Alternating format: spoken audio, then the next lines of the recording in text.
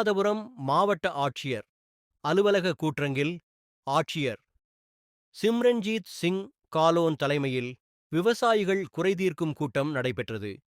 இக்கூட்டத்தில் வேளாண்மை உழவர் நலத்துறை மூலம் மாதந்தோறும் நடைபெறும் இக்கூட்டத்தில் விவசாயிகளின் கோரிக்கைகள் கேட்டறியப்பட்டு அவர்களுக்கு உரிய தீர்வுகள் காணப்பட்டு வருகின்றது. மேலும் விவசாயிகள் வழங்கும் மனுக்கள் மீது தனி கவனம் செலுத்திடவும் அவர்களுக்கு உரிய பலன்கள் உரிய நேரத்தில் கிடைத்திடவும் அலுவலர்கள் பணியாற்றிட வேண்டும் எனவும் தெரிவித்தார். மேலும் விவசாயிகள் வேளாண் சார்ந்த சந்தேகங்களை அருகில் உள்ள வேளாண் அலுவலகங்களுக்கு நேரில் சென்று கேட்டறிந்து பயன்பெற்றிட வேண்டும் என மாவட்ட ஆட்சியர் சிம்ரன்ஜீத் சிங்காலோன் தெரிவித்தார். இக்கூட்டத்தில் மாவட்ட வருவாய் அலுவலர் இரா. கோவிந்தராஜலு, வேளாண்மைத்துறை இணை இயக்குனர் போ.